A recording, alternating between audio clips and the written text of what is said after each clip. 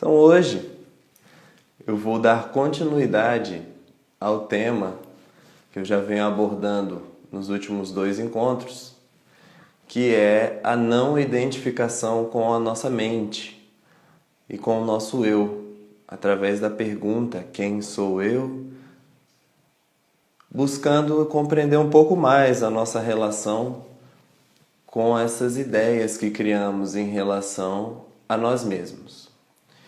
Então, hoje eu gostaria de falar um pouco sobre como é constituído esse eu, não é? Essa personalidade que eu acredito ser. Então, desde muito pequenos, nós já nascemos e o nosso primeiro contato com o mundo exterior são 2 adultos sorrindo, nos dando estímulos. Ô, meu filhinho, como é que você tá? Ô, que bonitinho. E a gente ali, pequenininho, fica olhando aquilo tudo, né? Sem saber muito bem o que está acontecendo. E desde muito pequenos, a gente começa a ouvir: ô, meu filhinho Marcos, ô, meu filhinho Marcos. E quando eu menos percebo, eu sou o Marcos, né? E aí vamos crescendo, vamos para a escola, e à medida que vamos nos desenvolvendo na sociedade, é como se fôssemos aumentando um balaio. Então a gente começa carregando o balaio do nosso nome, né? Eu sou o Marcos, esses são meus pais, essa é minha casa, esse é o meu trabalho, essa é a minha profissão. Então a gente vai aumentando o número de agregados a esse eu Marcos, por exemplo, né? E por muitas vezes a gente também começa a se identificar com essa personalidade que vai se construindo ao longo do tempo. Muitos de nós temos uma identificação tão profunda com alguns aspectos da nossa personalidade que nós, às vezes, nos perdemos, né, dentro desse falso eu. Por exemplo, vamos dizer que desde muito pequeno eu sou acostumado a agradar a todos, a ser bonzinho sempre. À medida que eu vou crescendo, se torna difícil para mim começar a dizer não, a me colocar nas situações, não é mesmo? Tudo isso em detrimento dessa identificação com esse eu que teme, que sente medo. Então, à medida que nós meditamos, é possível ir desconstruindo essas ideias. É preciso que nós investiguemos quais são os aspectos deste eu criança que eu ainda carrego neste eu adulto. Quais são os aspectos mal resolvidos deste eu adolescente que eu ainda carrego neste eu adulto? Quais são os aspectos mal resolvidos deste eu adulto que eu carrego hoje? Percebendo cada vez mais que o nosso sofrimento advém daí, da identificação com aspectos da nossa personalidade que não necessariamente são nossos. Provavelmente nós aprendemos ou fomos até mesmo obrigados a ser assim pelas condições, não é? E imaginemos um cachorrinho bem pequeno, não é? Que apanha muito dos seus donos desde muito pequeno. Provavelmente quando ele crescer e se tornar um cachorro grande, né? Ele vai ser agressivo ou ele vai ser extremamente medroso. Tudo isso em detrimento daquilo que ele aprendeu e se identificou lá no passado. Então é importante cada vez mais nós vivermos de acordo com a nossa verdadeira essência. E como eu já disse aqui, para vivermos de acordo com a nossa essência, nós precisamos saber o que nós não somos, certo? Então, os nossos aspectos da personalidade, até mesmo a nossa profissão, o lugar que nós moramos, gente, tudo isso é impermanente. Se eu pensar sobre o meu eu de 10 anos atrás, não é o mesmo eu de hoje, não é o mesmo eu de 15 anos atrás, não é o mesmo eu de ontem. Então, nós estamos em constante movimento. E o nosso sofrimento, ele advém justamente dessa falsa ideia de que somos algo, eu sou assim, não vou mudar, certo? À medida que nós acolhemos a mudança, nós começamos a observar com mais gentileza e com mais fluidez a nossa vida e esse nosso eu, certo? Percebendo que a cada momento eu sou alguém. Por exemplo, com os pais eu sou um tipo de pessoa, no trabalho eu desenvolvo um outro papel. Então existem vários eus que me habitam. E como já foi dito aqui, para além de todos esses aspectos, dessas máscaras, existe o eu que observa, ou um tipo de consciência superior. Se eu sou capaz de meditar e cada vez mais conhecer a minha essência, ou esse eu que observa, eu vou saber lidar com todos esses papéis no meu dia a dia de uma maneira mais suave, certo? E também deixando de me identificar com os meus traumas, com as minhas memórias que me prejudicam, ou que até mesmo fazem com que eu repita padrões que não são bons para mim. E tudo isso vai vir através da identificação do meu verdadeiro eu e da percepção e o desapego do passado. Então a ideia é nós reconhecermos esses aspectos do passado que nos influenciam hoje, acolhermos que eles existiram, que eles foram verdade e também permitirmos, através da investigação, que eles passem, não nos identificando, como nós falamos muito aqui, certo? Então a ideia principal que eu gostaria de deixar para vocês hoje era essa ideia de nós percebermos o impacto da nossa infância no eu que nós somos hoje. E principalmente o impacto do nosso apego ao que vivemos no passado. Então o convite é para que nós investiguemos esses nossos papéis no dia a dia e cada vez mais percebamos que tudo que passou fez parte da minha vida, mas não necessariamente eu preciso carregar esse fardo para sempre, ok? Então, nesse momento, eu vou abrir um pequeno espaço, caso alguém tenha algum comentário, alguma pergunta, antes da nossa prática.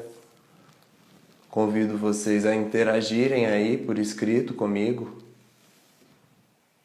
O que vocês pensam sobre esses aspectos da nossa personalidade que nos prejudicam? Como vocês percebem a identificação de vocês com o passado, com a vítima ou com o agressor?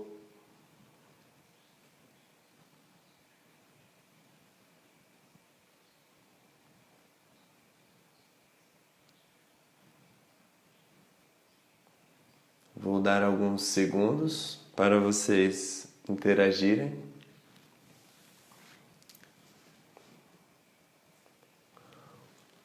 O eu penso é, na verdade, uma busca, diz o Bruno. Exatamente, Bruno, é uma busca. Exatamente, é uma busca talvez para o resto das nossas vidas, certo? Mas é principalmente a busca pelo que não sou eu, né? Saberemos do eu somente no fim. Exato, mas à medida que a gente medita, a gente consegue perceber o eu, né? Então não necessariamente nós precisamos esperar o momento da morte para chegar a essa conclusão, né? Existem níveis de concentração e de meditação que podem nos proporcionar esse contato com o eu, né? A própria respiração, ela já nos dá vários sinais e apontam para um lugar que nos mostra, mesmo que de maneira muito sutil, o eu, né? E como eu já falei, à medida que vamos intensificando a nossa prática, nós vamos tendo insights mais profundos. Então, por isso que é importante nós intensificarmos a nossa prática, praticarmos diariamente, porque dessa forma vamos tendo insights mais profundos em relação a essa pergunta. Adoro sua condução, obrigado, Vânia. Gostaria de saber se o que ocorreu na minha infância pesa na minha personalidade atual, pergunta o Jurandir. Com certeza, Jurandir, nós hoje somos nada mais do que uma reprodução daquilo que nós vivemos na infância. Como eu dei o exemplo do cachorrinho. Um cachorrinho pequenininho que apanha, muito agredido, ou ele vai aprender a se defender, ou ele vai se tornar muito medroso. E o mesmo se dá com nós, seres humanos, né? Se eu tive pais muito abusivos, ou pais que não me deram atenção, ou até mesmo se eu tive uma experiência escolar ruim, né? Então, pequenos atos e histórias que acontecem na nossa infância podem gerar consequências para o resto das nossas vidas, né? Um exemplo disso são as fobias, os grandes traumas. Tudo isso tem origem em algum lugar. Então, por isso que é importante a gente investigar da onde vêm os nossos medos, da onde vem essa personalidade que eu carrego hoje, como uma maneira de se desapegar dela, ok? E aí a infância deixa de ser um peso. Então, à medida que eu medito e vou cada vez mais entendendo quem eu sou e aceitando o que eu passei, é mais fácil de se desapegar. Porque o passado insiste em me perseguir, diz a Maria. Bom, Maria, lembrar do passado, as memórias, são algo bom para a gente, né? Algo que nos ajuda a sobreviver. Porém, o problema está no pensamento excessivo sobre o passado. Então, o passado provavelmente insiste em te perseguir porque você ainda não encontrou formas de viver o presente. Então, através do cultivo da meditação, nós podemos observar a vida agora. E aí eu consigo aceitar o passado e não mais vou ansiar o futuro, porque eu vou estar vivendo a vida agora, né? Estamos sempre carregando malas, é isso. É interessante, gosto da sua colocação sobre o encontro do não-eu. É isso, através do não-eu é que eu descubro o eu, é um paradoxo. É interessante ver que somos várias personas e isso não nos faz ser falsos. Com cada pessoa boa somos um eu. Isso, diz a Paulette. Isso mesmo, mas é importante, apesar de termos essas personas, nós sermos condizentes com a nossa essência. Então não podemos vestir máscaras que são ruins para nós ou que não condizem com o que a gente realmente é. Porque aí nós vamos estar sendo falsos conosco e com os outros. Então essa coisa de saber investigar as suas máscaras também envolve descartar aquelas máscaras que não fazem bem para mim, né? Existe algum tipo de prática direcionada ao encontro do eu? Diz a Isabel. Bom, Isabel, o intuito último da nossa prática é encontrar o eu, como eu já falei aqui. Então, a prática da meditação, o simples observar o ar entrando e saindo do corpo, observar as sensações e os 5 sentidos, aqui e agora, já vai trazendo os insights à tona. Pois a mente ela se torna calma e aí se torna mais fácil eu perceber quem eu realmente sou. Então a prática específica direcionada ao encontro do eu é a meditação mindfulness ou o yoga, né? Existem várias formas, na verdade. Bom, tem mais algumas perguntas aqui, mas eu acredito que eu vou deixar para respondê-las ao final, para nós fazermos logo a meditação. Então, tem algumas pessoas que comentaram aqui, eu não vou esquecer de vocês, ok? Ao final da nossa prática, eu retomo essas perguntas para que nós também não intensifiquemos tanto o fluxo mental. Então, vamos deixar o resto das perguntas para depois. Então, eu convido todos a assumirem uma postura confortável, seja na cadeira ou sentado em uma almofada no chão.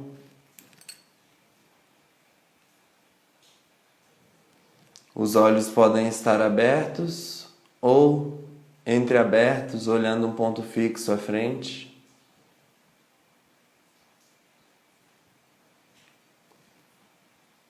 E nesse início, tomando respirações mais profundas, inspirando e enchendo o pulmão completamente de ar e expirando, esvaziando completamente o pulmão.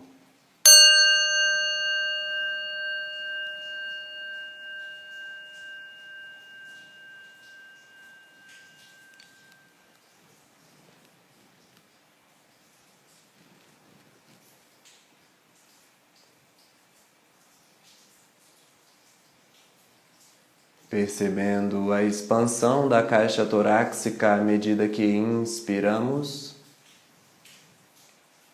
e sentindo a retração da caixa torácica na expiração. E de maneira gentil, vamos sentindo o corpo respirando aqui e agora, encontrando o meio do caminho entre um pulmão completamente cheio e um pulmão completamente vazio, permitindo que a respiração assuma o seu fluxo natural.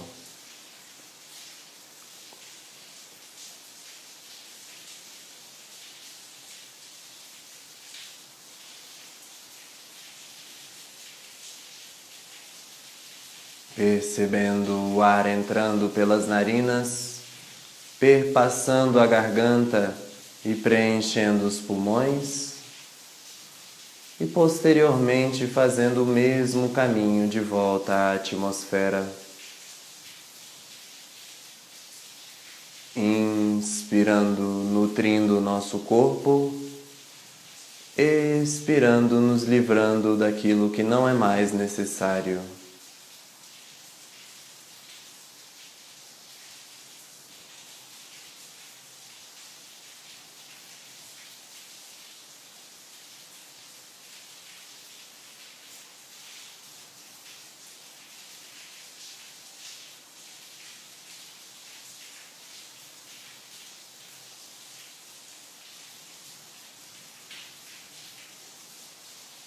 E a cada vez que a nossa atenção se desviar para o passado ou para o futuro, retomamos a atenção à respiração.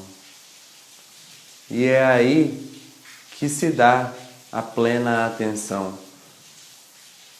A palavra em Pali para mindfulness significa relembrar-se. Então, mindfulness ou plena atenção nada mais é do que me relembrar de que eu posso estar ancorado no presente.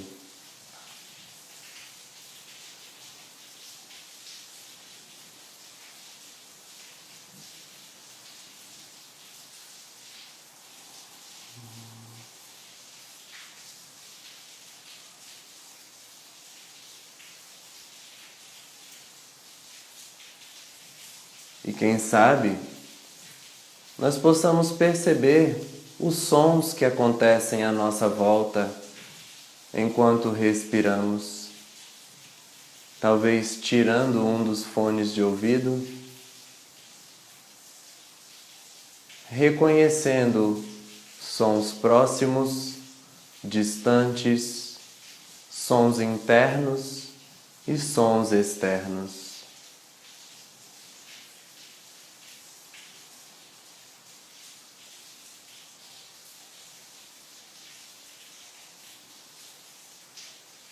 E a cada vez que a mente se distrair nas sensações, pensamentos ou emoções, retomamos para a atenção aos sons.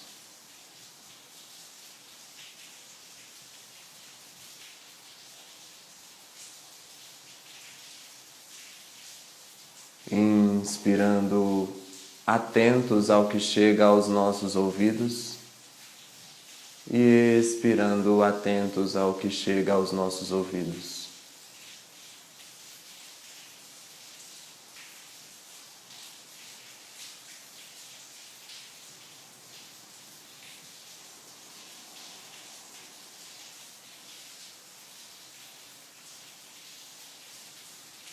E se a qualquer momento dessa prática sentamos alguma sensação desagradável de formigamento ou dor, podemos lentamente alterar a postura, encontrando uma postura mais confortável. No entanto, evitando o movimento excessivo, movendo-se apenas se necessário.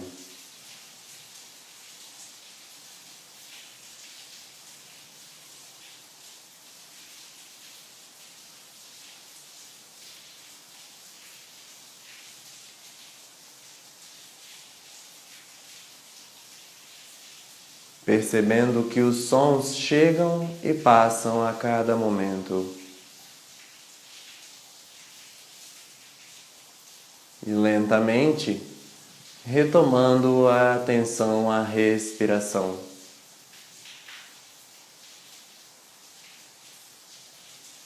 E agora que já observamos os sons e estamos um pouco mais concentrados, quem sabe nós possamos sentir o corpo sentado, percebendo os pés, panturrilhas e canelas, joelhos, coxas, quadril, nádegas,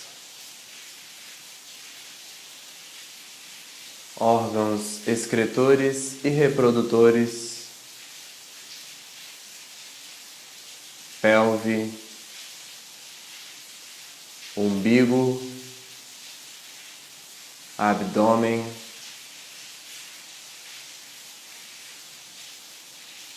a região do peito, sentindo também os órgãos vitais e vísceras presentes aí.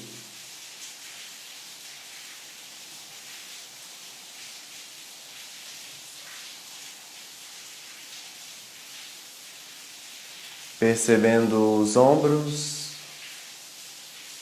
braços, cotovelos, sentindo os antebraços e as mãos.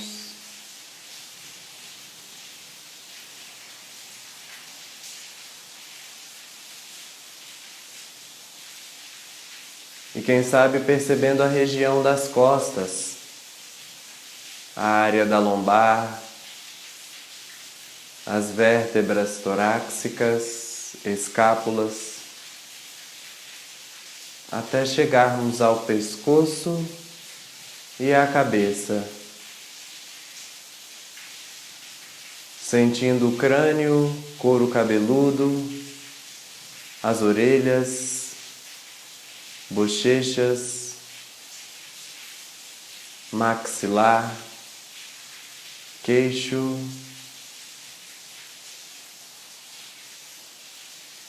sentindo a região da boca, a parte externa e interna da boca.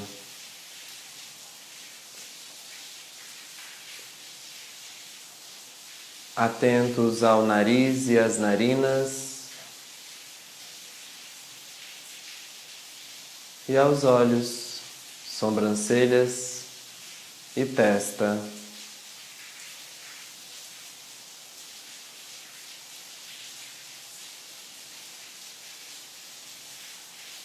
E quem sabe nós possamos agora sentir o corpo como um todo presente. Como é acolher a presença deste eu que observa? Como é perceber que para além das sensações, pensamentos, emoções e estímulos sensoriais, existe um eu que observa. E quem sabe agora você possa se fazer a seguinte pergunta: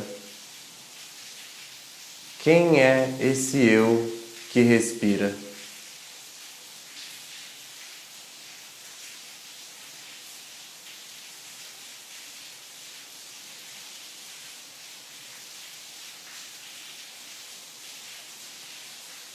Quem é este eu que respira?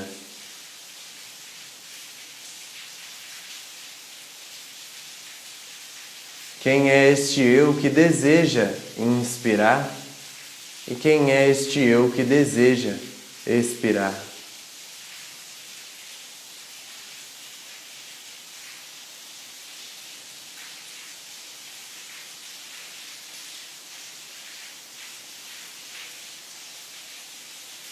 Quem é este eu que deseja?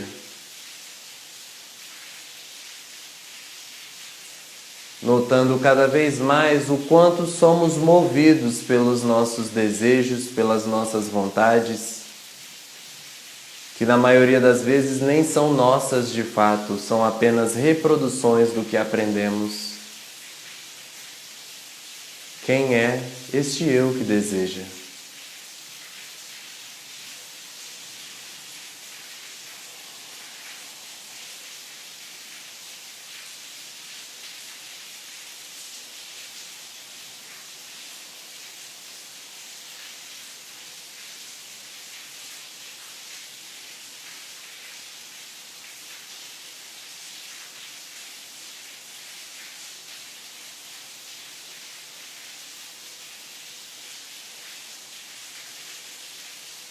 E quem sabe eu possa me fazer outra pergunta.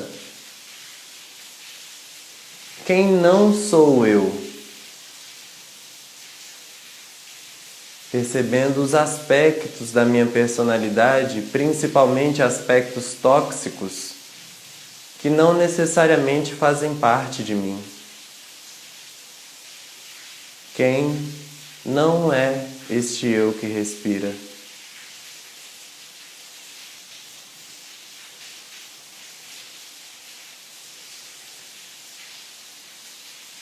E à medida que vamos nos fazendo essa pergunta, talvez venham imagens à tela mental, lembranças.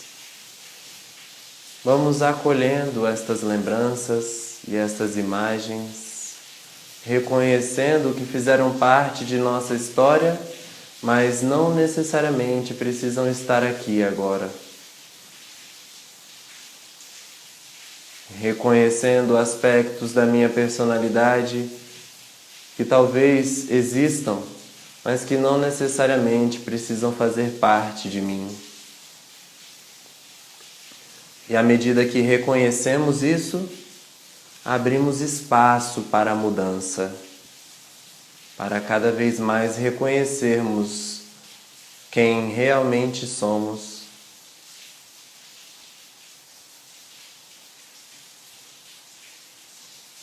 E talvez eu perceba que este meu eu que observa está em constante movimento.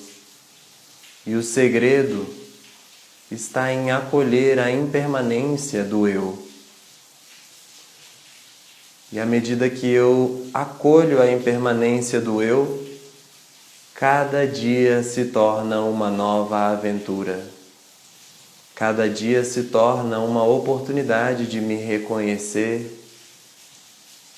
Cada dia se torna uma oportunidade de ser eu mesmo.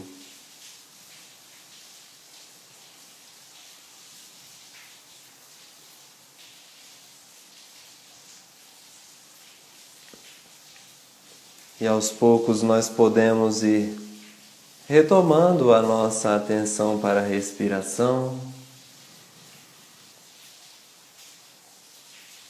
permitindo que o fluxo mental diminua,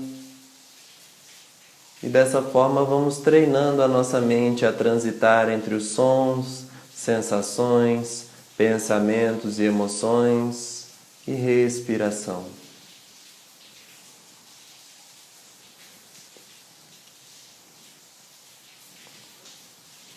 Podendo encerrar a nossa prática, nos sentindo gratos por termos tirado este pequeno tempo para tomarmos conta de nós mesmos, percebendo cada vez mais que em um dia de 24 horas eu posso e devo ter mais momentos de autoinvestigação e de autocompaixão, de autocuidado.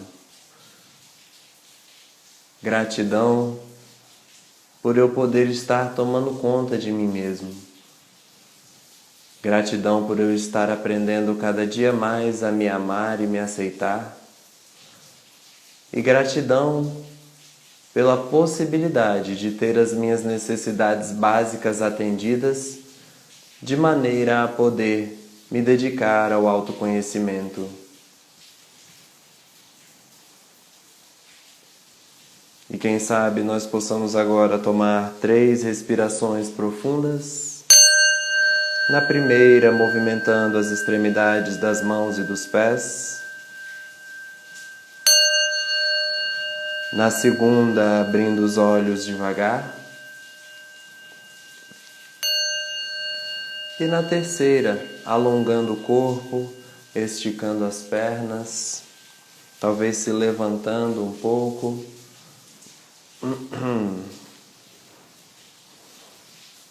Gratidão pela prática. E neste momento, então, eu vou retomar as perguntas e comentários, e enquanto isso, vocês, caso tenham, podem fazer mais perguntas. Existe algum tipo de prática? Já respondi. Meditar é igual a aprimorar a busca. Exato, meditar é uma das ferramentas em busca dessa resposta. Como somos vários eus, de acordo com cada situação. Isso foi uma pergunta? Não sei. Mas então a ideia é essa, Cristina. Existem vários aspectos da nossa personalidade. Em cada situação a gente se coloca de um lugar. Mas para além disso, existe a nossa essência, que é este eu capaz de observar a nossa experiência. E é por isso que nós somos Homo sapiens sapiens. Porque nós sabemos e sabemos que sabemos. Então, ao realizar, por exemplo, essa live, eu sei e sei que eu estou aqui. Então, sempre existe um eu que observa e sabe, que está ciente. Não é isso que costuma se chamar da consciência. Marcos, e intensificar a prática de meditação individual sem ser guiada? Oi, Márcia, tudo bom? Então, para intensificar a sua prática, não necessariamente ela precisa não ser guiada, tá? Você pode fazer diariamente a prática guiada e dessa forma você está intensificando a sua prática. Então, até o momento de você se sentir confortável em se autoconduzir, você pode continuar fazendo guiada, não tem problema nenhum, ok? E dessa forma, você já está intensificando a sua prática. A Vani diz, acho que o maior obstáculo é a resistência.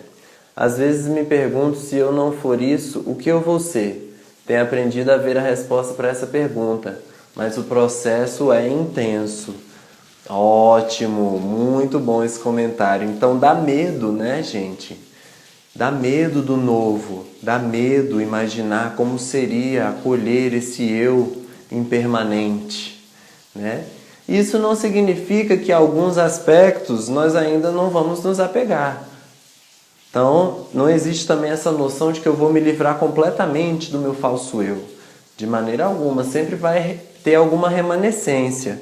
Mas o que nós queremos é a redução de danos. Então vamos dizer que eu seja uma pessoa raivosa. Se eu consigo ser menos raivoso, já é um avanço. Eu não preciso ser 100% calmo. Né? E à medida que eu abro mão de ser menos raivoso ou 100% calmo, eu me torno mais calmo. Então a nossa prática ela é cheia de paradoxos.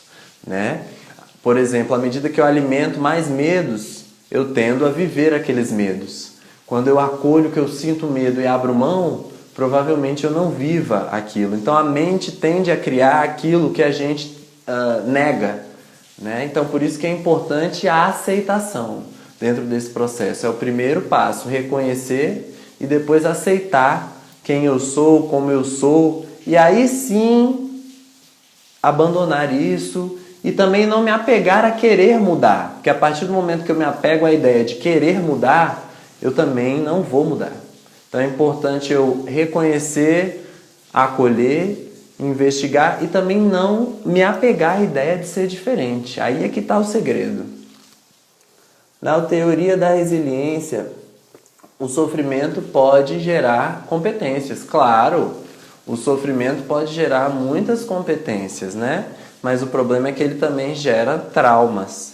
Então a ideia é nós acolhermos os sofrimentos, porque aí nós podemos permanecer com as competências e abandonar os traumas. Essa é a ideia. Tenho a impressão que muitos dos nossos medos são baseados em construções de nossa própria mente, como as cobranças e críticas excessivas. Exatamente. E é por isso que é importante meditarmos, Fê. Porque as construções da nossa própria mente, de cobrança, tudo isso está deslocado para o futuro ou para o passado. Eu me cobro porque eu me culpo. Ou eu me cobro porque eu acho que eu não vou ser capaz de fazer, né? Eu sinto medo ou culpa. À medida que eu medito e cultivo o momento presente, diminui muito o nível da cobrança, porque eu sei que a cada momento eu estou fazendo o melhor que eu posso. Certo? Penso que é melhor discutir ao final para não perder o foco da meditação. Foi isso que nós fizemos, Fernando. Ótimo. Várias pessoas aqui falando gratidão. Como não sou eu, foi mais fácil de sentir. Isso, Marilena. A pergunta quem não sou eu é a primeira que nós devemos fazer, né? E aí depois as outras respostas começam a vir. Adorei essa prática, tenho dificuldades em acolher emoções. Acho que tomarmos consciência das emoções negativas. Isso é muito importante, viu, Vânia? Sem dúvida.